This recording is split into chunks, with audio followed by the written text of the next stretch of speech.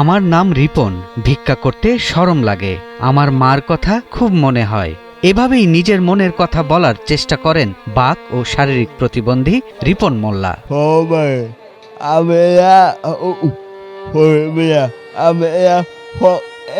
হাতে ছোট একটা পাত্র নিয়ে তাতে বাদাম বিক্রি করছেন রিপন মোল্লা। শারীরিক প্রতিবন্ধকতা তার চলার পথ থামিয়ে রাখতে পারেনি, বরং আরো দৃঢ় করেছে তার আত্মসম্মান ও আত্মনির্ভরতার চেতনা।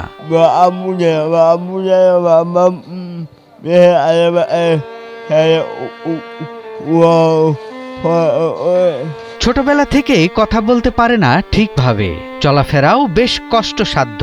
তবুও প্রতিদিন হাঁটতে হাঁটতে চলে যান পালেরচর মাছ বাজারে।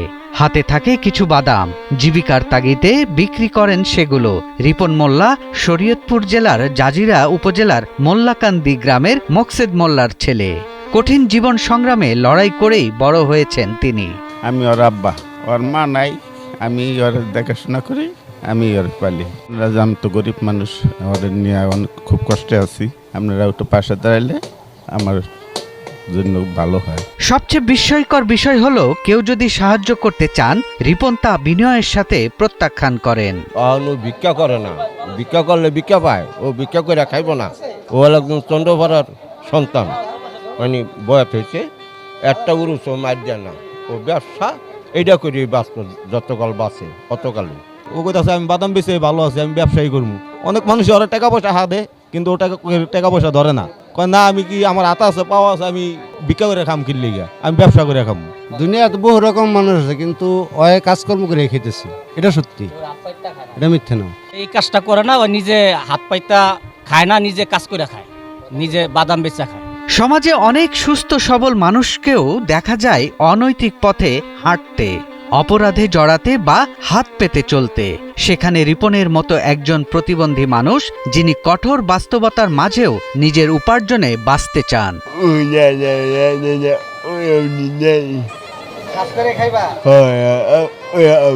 স্থানীয়দের মতে রিপনের মতো মানুষ সমাজে বিরল। তার আত্মসম্মান, পরিশ্রম আর মায়ের প্রতি ভালোবাসা সব মিলে তিনি হয়ে উঠেছেন এক জীবন্ত অনুপ্রেরণা।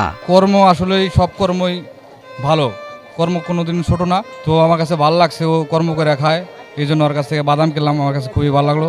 ও আর ভালো একটা দোকান দিতে পারলে একটু ভালোভাবে পজিশনে চলতে পারে।